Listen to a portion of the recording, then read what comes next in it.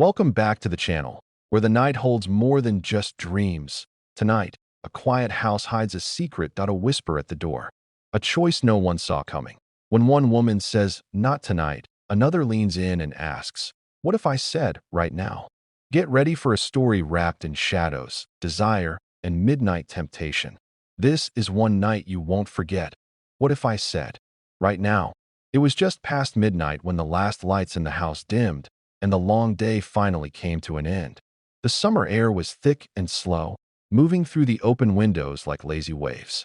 Crickets hummed outside. Inside, all was still, except for me. That I had just finished brushing my teeth, still shirtless, the bathroom light casting a soft shadow down the hallway. Alara, my wife, was already in bed, buried beneath the sheets, her back facing me. Her voice came quiet and flat. "Not tonight. I'm too tired."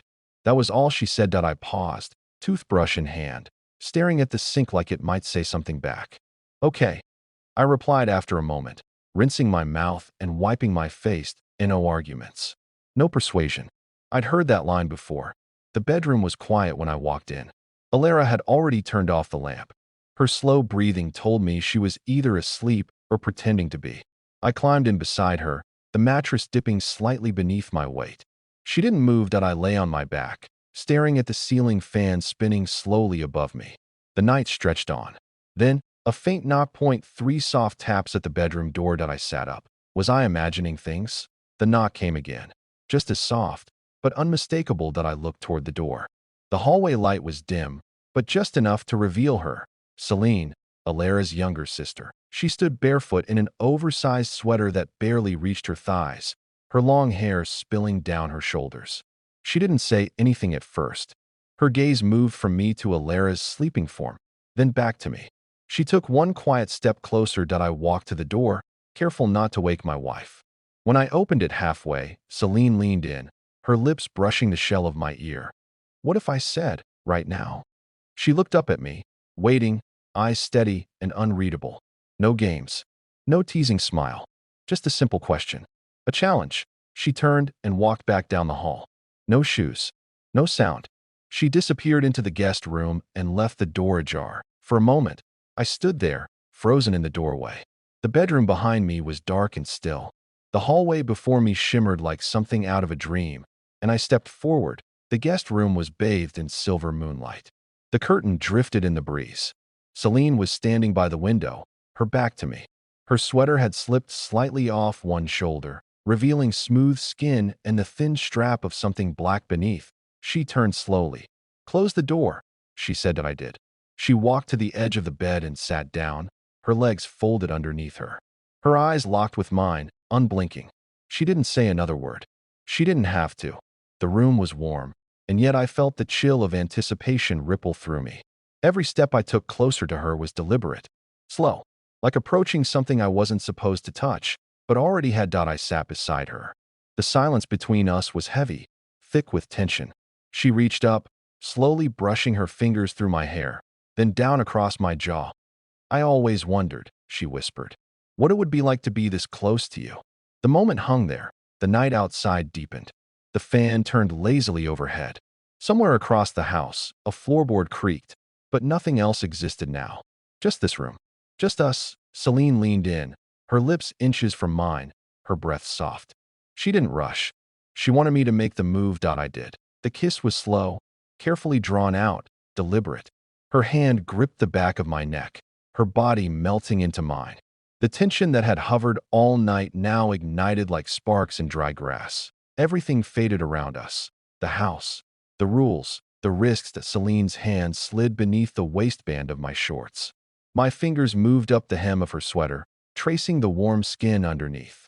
There were no words, only movement, only heat, only breath. Time stretched and vanished. That we moved like a rhythm we both knew but had never played before. The bed creaked softly beneath us. The open window let in the night air, cooling our skin. And when it was over, we lay there, silent, still, not from regret, not from doubt, just the stillness of knowing what had happened couldn't be undone. Celine looked over at me, brushing a strand of hair behind her ear. "You won't say anything," she said. "Not a question, a fact." I nodded. And just like that, She stood, pulled her sweater back over her shoulder, and disappeared back into the hallway. I returned to bed just before dawn. Alara hadn't moved, but something in the room felt different now. Something unspoken, like the scent of smoke long after the fire is gone. Next day, the morning after didn't feel like morning. Light poured into the room through the thin curtains, soft and white, but I wasn't sure if I had slept at all. Alara was already up, her side of the bed empty, her perfume lingering in the sheets. The house was quiet again, but in a new way. It wasn't the peaceful kind of silence. It was the silence that knew something had happened and didn't want to say it out loud. That I stayed in bed for a long time, staring at the ceiling, trying to piece together the night in fragments. The whisper, the hallway, the moonlight. Celine's voice still echoed in my ears. What if I said right now? She hadn't looked back after she left the room. No words, no pause, just quiet footsteps and a closing door. Like nothing happened, like everything had. When I finally got up, the coffee was already brewed. Alara sat at the kitchen island, flipping through a magazine with unreadable focus. She looked up as I walked in, gave a soft smile. "Morning," she said. "Morning," I replied, keeping my tone light. Celine wasn't there. I didn't ask. Neither did Alara. Later, I heard Celine's voice upstairs, laughing on the phone. Her door cracked open. Like she hadn't shattered a rule in the middle of the night. Like she hadn't stolen a moment that didn't belong to her. That night, Alara curled into bed early. She was warm, closer than usual, her arm resting across my chest. Her fingers lightly traced my skin. I closed my eyes, pretending not to notice how soft her touch had become again. Like she remembered something about me she'd forgotten. Maybe she did. I couldn't sleep. My thoughts weren't on her fingers. They were on Celine's whisper. The fan spun again.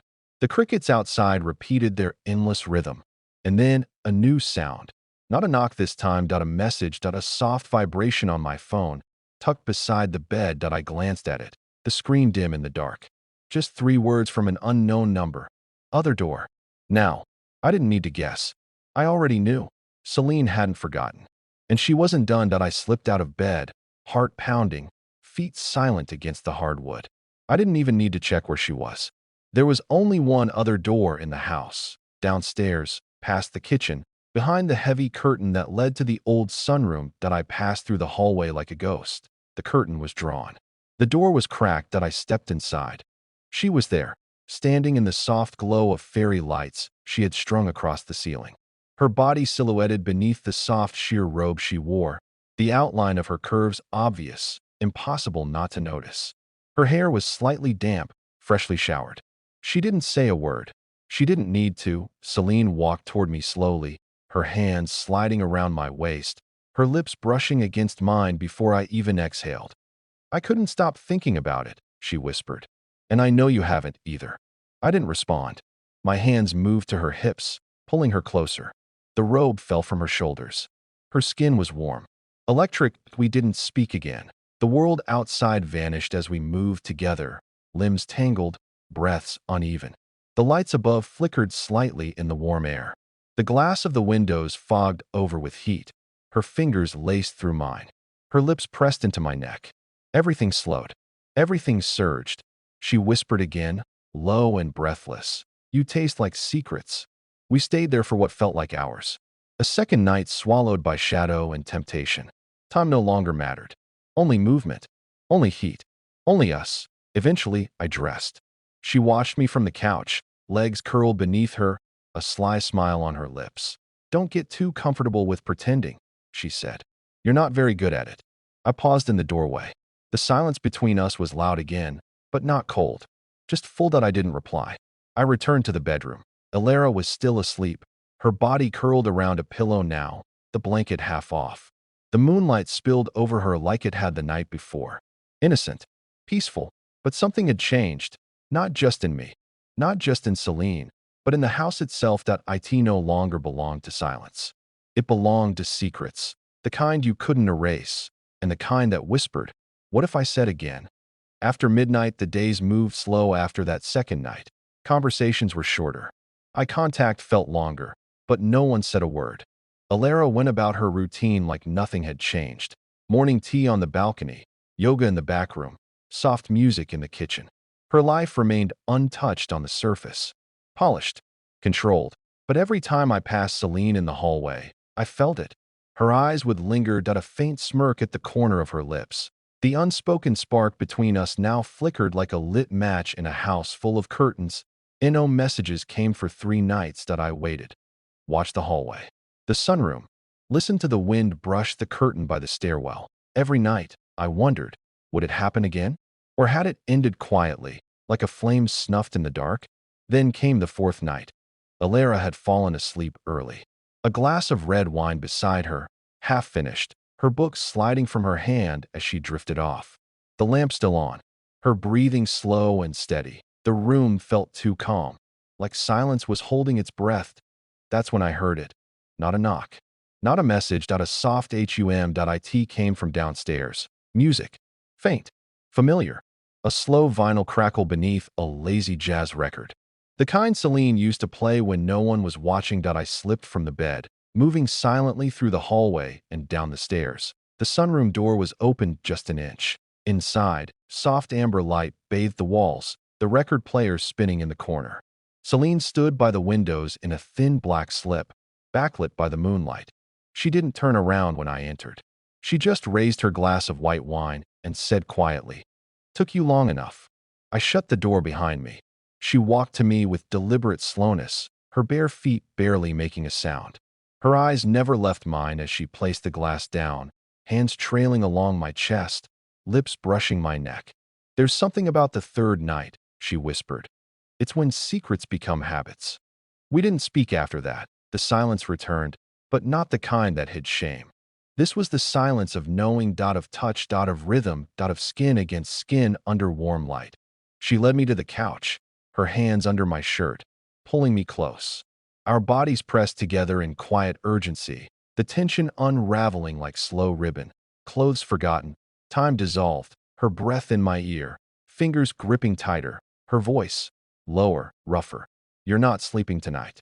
And I didn't. We moved across the room, the night stretching around us like velvet, the moonlight glowing on our shoulders, the wine untouched, the jazz melting into the walls. And when she collapsed against me, breathless, flushed, she didn't say anything. She didn't need to. Later, I sat on the floor, back against the wall, shirt half-buttoned, watching her sleep. Her lips slightly parted, her leg draped across the arm of the couch, hair tangled, bare, unbothered. That night didn't feel like the first or the second. This was something new, not just a secret, a pattern, a ritual. The sun crept up slowly beyond the trees. I left the room as dawn painted the sky. And by the time I slipped into bed, Alara was just waking up. She looked at me, sleepy and unaware, and said, "You were up late." I nodded, couldn't sleep. She smiled and pressed her lips to my cheek. "You should rest more." And she left the room, leaving me alone again, wondering how long the nights could stay secret, and how many times I'd answer when Celine whispered again, "What if I said, right now?" The 4th night didn't begin like the others. There was no whispered, no message, no soft knock at the door. It was bolder than that. Alara had fallen asleep early again. She had no questions anymore, no concerns about why I stayed up late. It had become normal, a pattern she stopped noticing. But I still noticed everything. I noticed the hallway light had been turned low, dimmed to a warm amber glow. I noticed the faint scent of jasmine oil drifting from the guest bathroom. And I noticed that the door to the sunroom was wide open. Celine wasn't waiting anymore. She was calling. I stepped inside and froze. She wasn't wearing the usual robe or the oversized sweater. She stood there, in the center of the room, beneath the dim light, in deep red silk, short, thin straps, cut low, clinging to every curve, no words. Just her body, bold, bare, inviting. Her hair was loose and wild, her lips slightly glossed, her eyes locked onto mine like she already owned the moment. "I'm done pretending," she said. "I'm done waiting." She stepped forward, slow and graceful, her fingers running down the side of her thigh. "You've taken pieces of me each night," she whispered. "Now I'm giving you everything." She reached for my hands and guided them to her waist. And then we moved, not rushed, not afraid. She kissed me like she had all the time in the world, and all the hunger in it too. She walked me backward toward the wall, pressing into me with slow intensity. Her breath against my neck, her body sliding against mine. Clothes were gone quickly, smoothly. Her hands were fast, sure, practiced now. We knew the rhythm. We knew each other. But this night was different. This time, she didn't hold back. She whispered everything. Where she had dreamed of me. What she had thought the first night she saw me. What she wanted now. Every part of it. She wasn't trying to tease anymore. She was claiming. She led me to the floor, onto a thick, soft blanket she had laid beneath the window. The moonlight hit her skin like water that we kissed until there was no more breath. We touched until there was no more space. She whispered again, lips pressed to my ear. You have all of me tonight. She pulled me into her, eyes closed, head tilted back, her hands gripping my shoulders as her body arched to mine. The night slowed around us, sweat, skin, heat, soft moans against the quiet, nails against my back, her voice lower now. I want you to remember this night forever. We moved through every corner of the room. Every surface became ours. She wrapped around me like flame, wild and insistent. Her lips never far, her body never backing away. And finally, hours later, we collapsed, breathless, spent, lying together on the floor, limbs tangled, hearts still pounding. She lay on her side, her fingers tracing shapes along my chest. No more secrets, she said as I looked at her. What do you mean? She turned to face me fully, lifting her head slightly. I don't want to be your hidden knight, she whispered. I want to be your only one. I stayed silent, the weight of her words heavier than her body on mine. She kissed me gently once more, slower now. You don't have to say anything, she added. But after tonight, you'll never forget what it felt like when I gave you everything. And with that, she stood, slipped the red silk back over her shoulders, and walked into the hallway. Not quietly, not secretively. Bold. She didn't close the door behind her this time. She wanted me to follow. She wasn't asking for nights anymore. She was asking for days. The fire between us, the house, had grown silent again. But it wasn't the peaceful kind of silence that it was the kind that buzzed beneath your skin, like something was about to happen, and the night was just waiting for you to step into it. After that last night with Celine, nothing felt subtle anymore. No more pretending, no more restraint. Every glance from her had weight now. Every step she took in the hallway deliberate.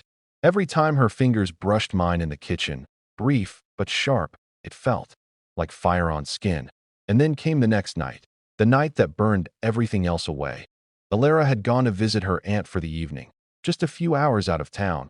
She asked if I wanted to come. I said I had work. She smiled. She didn't question it. She kissed me on the cheek and left just before sunset. The second the car disappeared down the road, I turned. And Celine was already standing at the top of the stairs, barefoot, wearing nothing but a long satin robe, tied loosely around her waist. Don't say anything, she called down softly. And then, she turned and walked into my bedroom. Not hers, mine. She didn't wait for the sun to go down. She didn't wait for permission that I followed. She was already by the window, robe half open, revealing the black lace beneath. Her body cast in the soft orange of the fading sun. You don't get to just remember me, she said. You get to feel me. All of me. Again. She walked to me, untied the robe, and let it fall. What followed wasn't slowed, it wasn't gentle, it was wildfire. She pushed me back onto the bed, climbing on top of me without hesitation, her fingers gripping my wrists, her hair falling like a curtain between us, her hips grinding, rolling, the lace against my skin, her lips on my throat, and she never broke eye contact. Every movement she made was confident, practiced, bold. She whispered things she hadn't said before, things she had dreamed about, things she had denied herself. You feel that? She murmured, sliding against me. That's mine now. She pulled me close, wrapping her legs around me, arching into me with a slow, deliberate rhythm that burned with tension that we rolled over. I pressed her into the mattress. She pulled me tighter, fingers digging, breath catching. She gasped softly and whispered, "Don't stop. Don't slow down. Just take me." And I did, every corner of the bed, every moment, every gasp, every kiss, no fear, no hesitation. She gave me everything, and I took it that we stayed tangled in each other long into the night. The lights dimmed, the sheets twisted, the air thick with heat. She climbed on top of me again, slower this time, teasing, dancing, laughing softly in the dark. She whispered her name into my mouth, told me what she wanted. Where? How did we explore that we moved again? Again. She led me to the floor to the dresser to the mirror. And everywhere she went, I followed. Every whisper, every inch of skin, every soft sigh that we collapsed at last near dawn. She lay across my chest, breath shallow, body warm, hair tangled across her back. I've never felt like that, she said. I've never had someone like that. I traced her back with my fingers, up and down, slow. She kissed my chest once more, then stood, naked, glowing in the sunrise. She turned back, robe in hand. I'll make coffee, she said with a smirk. We've got time. For now. And she left the room. Just like that, I in control, I in command, I in love with the night. That morning, the house was still no guilt. No shame. Just the scent of her skin still on the sheets, and the promise of more. Because now, Celine wasn't waiting in the shadows anymore. She had stepped into the light, and made it hers, and I knew, without a doubt, the fire between us was only getting started. The house had gone still again. Not quiet, but still, like it was waiting, just like I was. Outside, the wind stirred gently through the trees, but inside everything was held in place by tension that hung thicker than before. Celine hadn't come down for dinner. She hadn't answered my message. And yet, I knew she was awake, watching, waiting. She always did this before she took the next step. She pulled away, just a little, to let the silence do the work. That I stood at the bottom of the staircase, staring upward into the dim hallway. A single night lamp glowed near the landing. The rest of the house was shadowed in soft amber. I didn't know how tonight would unfold. I just knew she had something planned, and my hands were still damp from the dishes. My shirt slightly clung to my skin from the warmth of the kitchen. And yet, a chill ran through me. That kind of chill that only comes when you know you're stepping towards something you can't take back. That I climbed the stairs, slowly, deliberately, and just as my foot hit the top step, her door opened. She stood there, not in lace, not in silk, but in nothing but a white button-down shirt. Mine, and it only covered half of her. She was barefoot, hair unpinned, lips parted slightly like she had just whispered something to herself. Her eyes locked on mine, and I stopped walking. "I thought you forgot me tonight," she said. Her voice was quieter than usual. Not because she was hesitant, but because she knew the effect it had. I took one more step. "I didn't forget you. You didn't come looking," she replied, leaning her shoulder against the doorframe. "You didn't call." She smirked. "I never have to." And she turned back into her room. The invitation was loud, even though no words followed. I entered, and immediately, I saw what she had done. The lamp by her bedside was turned down low. The bed had been turned, pillows rearranged, the blanket pulled down to show fresh sheets. There was soft music playing from her phone on the dresser. Just instrumental, soft piano, almost like a film score. Something intimate and slow, but what caught my breath was her scent. Not perfume, not soap. Her. She had been waiting. She walked to the bed, sat on the edge, and crossed her legs slowly, shirt rising just a little too high. "Do you know why I wore this tonight?" she asked, fingers grazing the top button near her collarbone. I shook my head. "Because it smells like you," she whispered. "And I wanted you wrapped around me, before you ever touched me." My throat tightened. She leaned back onto her palms, letting the shirt stretch across her, letting my eyes linger. "You can still walk away," she said. I didn't answer. "You're not going to, are you?" "No," I said softly. "I'm not." Celine nodded once slow. Then she pushed off the bed and walked toward me. Her bare legs moved with confidence. She was no longer seducing. She was claiming. When she reached me, she didn't touch me right away. Instead, she leaned in close and whispered, "Tonight, I'm going to make you forget where you are." Her fingers moved to my chest, slid down, unbuttoning, undoing me entirely. And then she kissed me. Not like before. Not playful. Not hesitant. But open, deep, unapologetic. It was the kind of kiss that didn't ask for permission. It took, demanded, consumed. My hands reached for her, pulling her waist, her hips, her everything against me. She pushed me gently until the backs of my legs hit the edge of the bed. "Sit." I did. She climbed onto my lap, straddling me, shirt still barely covering her. Her thighs wrapped around my hips. Her lips traced the line of my jaw, then lower, then back again. "You don't speak tonight," she whispered, breath grazing my ear. You just feel. I nodded. That was all she needed. Her hands moved behind her back, grabbing my wrists. She guided them around her thighs and placed them there. Firm. Stay there. Her mouth moved to my neck again. Her body began to move with slow, deliberate rhythm. Her breath quickened, and then she began to whisper. Not words of love, but instructions. Don't move until I say. Don't close your eyes. Don't finish until I do. Each sentence was like a current through me. Celine was no longer the one being desired. She was the one commanding desire. She leaned back slightly, fingers opening the last few buttons of the shirt. It slipped from her shoulders, slow, theatrical, like she had practiced it in her mind a dozen times. Underneath, nothing. Nothing but the glow of her skin and the fire she had lit between us for weeks. She leaned forward again. Her lips brushed mine. Now, she said, you can touch me. My hands moved from her thighs to her waist. Slowly, reverently, like I was rediscovering a sacred truth I wasn't meant to touch. Her skin was warm, hot, even, against my palms, and she arched slightly into the sensation, her breath catching for just a moment. She was already glowing, lit from within by the heat she carried, and I could feel it through the press of her chest against mine. Celine didn't move right away.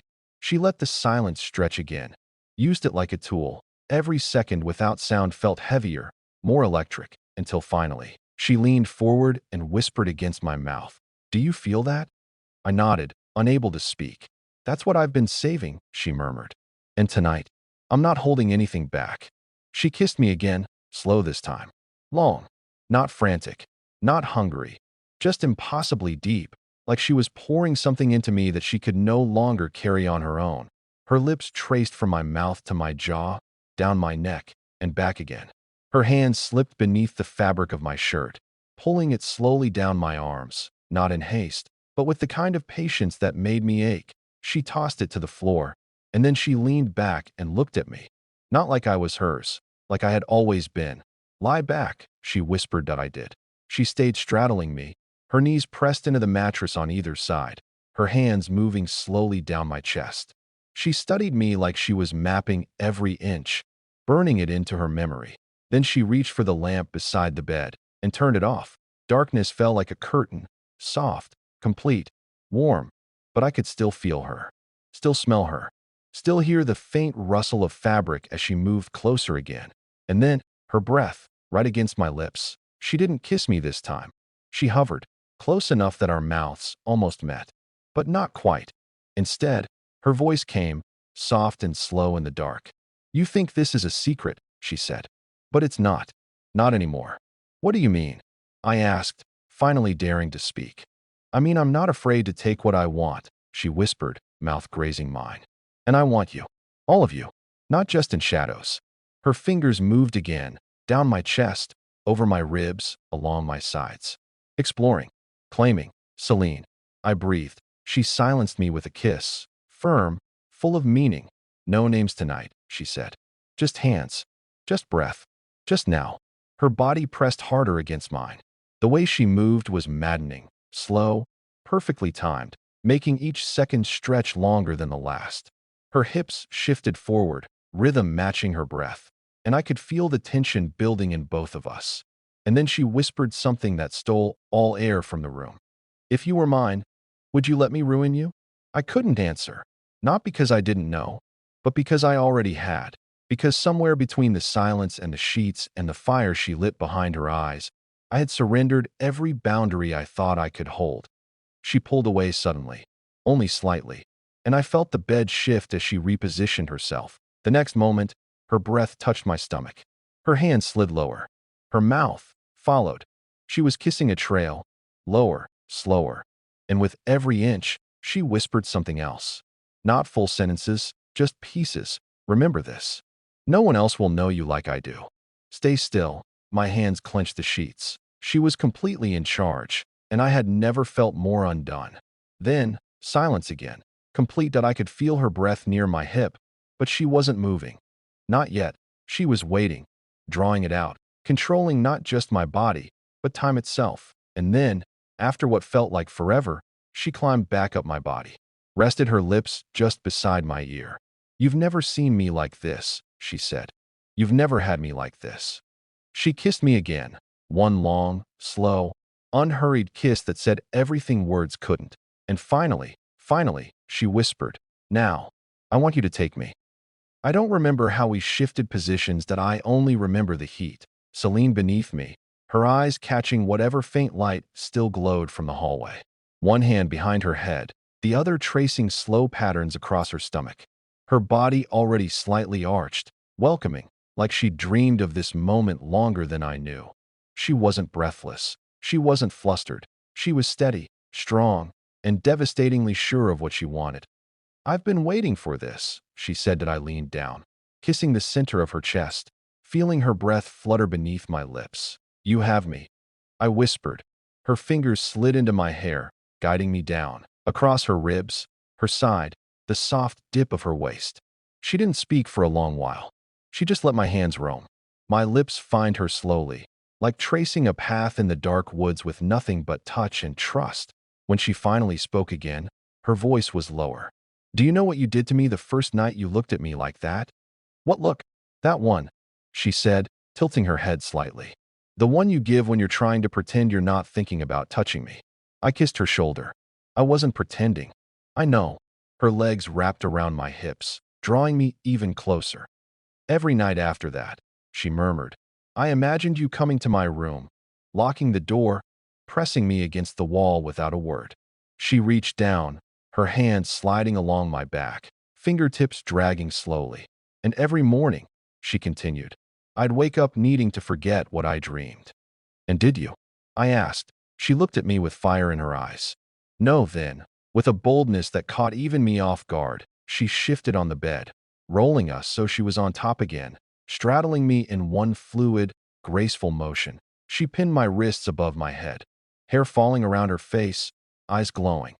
"I don't want to be careful tonight," she said. "I don't want soft." Her lips lowered to my throat. "I want to feel every second burn." And burn it did. She moved with full control, knowing her body, knowing mine, knowing exactly how much to give and when to pull away. Every touch was calculated, every breath deliberate. She wasn't rushing. She was savoring, testing me, breaking me down layer by layer that I didn't recognize the sound that escaped my mouth when she finally shifted her hips in a way that made the air vanish from my lungs. She heard it. She smiled. She did it again. Celine moved like water, every curve of her flowing into mine. Her rhythm was slow at first, deliberate, but then it shifted, gradually building like a storm forming far out at sea. You don't notice the wind until it's already shaking the trees. That my hands found her waist, holding tight, needing to, but she placed hers over mine, squeezing, slowing the motion. "Not yet," she whispered. "I want you right at the edge." The tension built so slowly, so maddeningly, that I nearly forgot how long we'd been moving. Minutes blurred, seconds stretched. Sweat gathered at the back of my neck, down my spine, between our bodies as they pressed and pulled and breathed in perfect, desperate silence. Then, she stopped. Not completely, but enough to make my entire body seize. She leaned forward again, her lips brushing mine but not kissing. Her voice was steady. "I want to be ruined by this," she said. I blinked. "What?" "I want to feel this tomorrow, when I wake up, when I walk down the stairs, when I sit across from you at breakfast." My chest rose sharply, breath lost to her honesty. "I want you to haunt me," she whispered, her lips moving just over my skin. "Because you already do." I kissed her hard then. There was no pause, no question, just mouths, breath, hands pulling each other tighter. The heat returned instantly. And when she moved again, this time faster, more deliberate, more urgent, it wasn't just her rhythm that changed. It was everything. We weren't careful anymore. The bed creaked beneath us. Her name nearly escaped my mouth. She felt it, covered it with her palm. Her eyes, wide now, gleaming. "No names," she whispered again. "Just feel me." And I did. I felt everything. The way her thighs trembled, the way her back arched against my chest, the way she bit her lips so hard I was sure she'd bruise it, the way her breath caught, then gasped, then broke. I lost count of how many times I almost finished. How many times she slowed just enough to pull me back. She was dancing with control, and I was helpless to resist. And then, just when I thought I would shatter, she leaned down again, kissed my neck, and finally whispered, "Now." And I did. All of me. Everything. With her. The morning, and the shadow between us, the light came in thin and low, seeping through the curtains like an afterthought that I hadn't slept. Not really. Not after what she said. Not after how she said it. Not after the way her body finally stopped moving, chest pressed against mine, the air still thick with heat, and her fingers laced with mine until neither of us could breathe without feeling the other's rhythm. She was asleep now, or pretending to be, facing away, bare shoulders tangled in my shirt, knees curled slightly in that same slow, sensual curve she always had, even when silent. Her hair was wild. Her back was warm.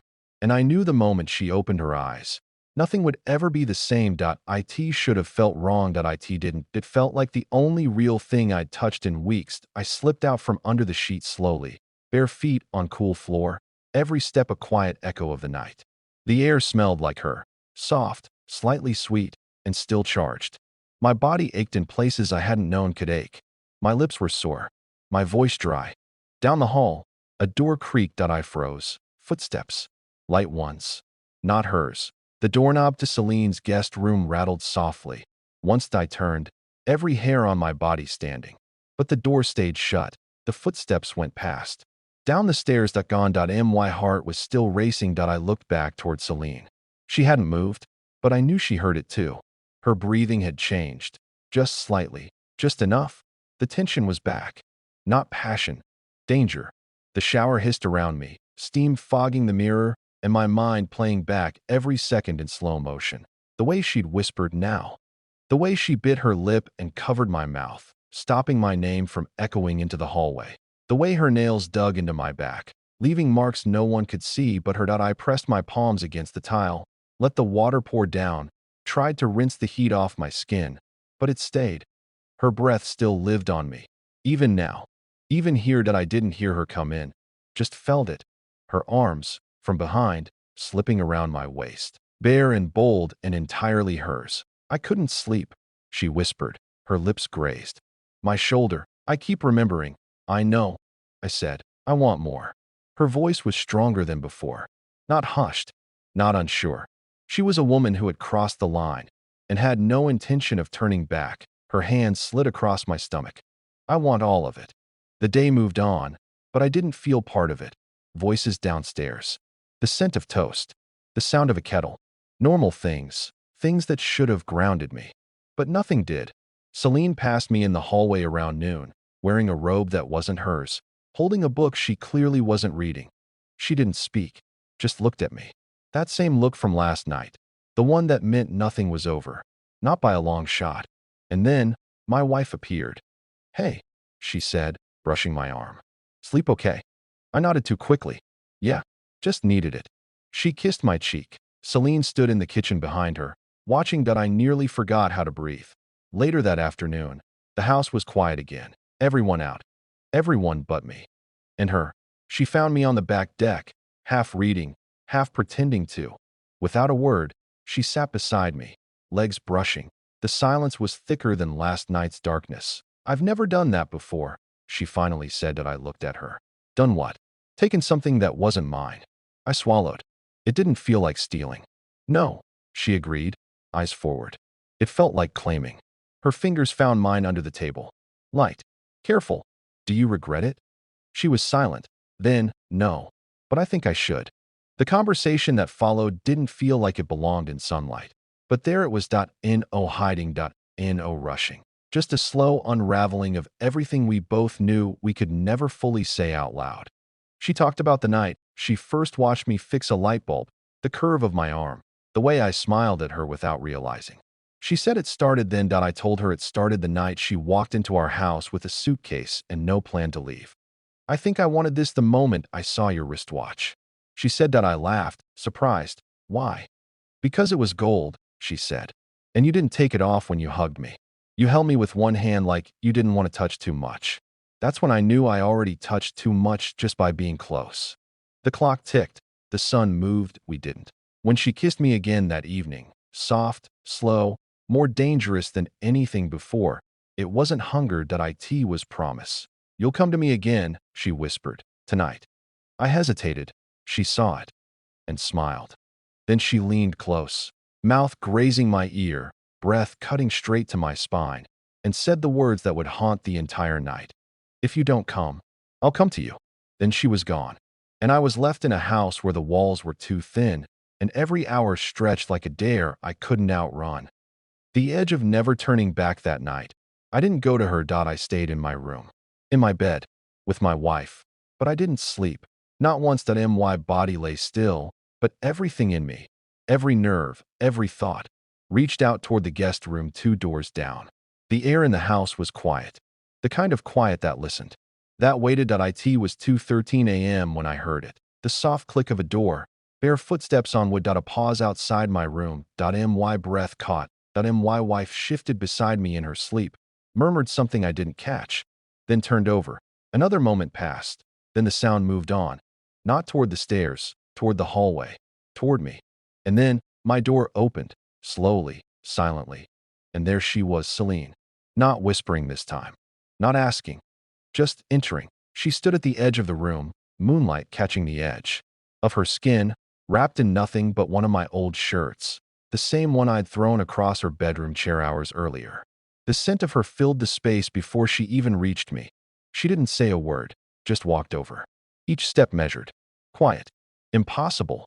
Then, with the softest movements, she lifted the covers and slipped in beside me, as if she belonged there. As if she always had. My heart was a riot. Her fingers slid over mine under the sheet. Her thigh pressed against mine. Her lips brushed my neck. Slowly.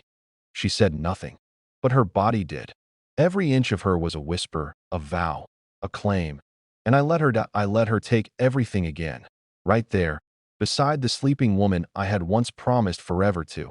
Because forever had just changed.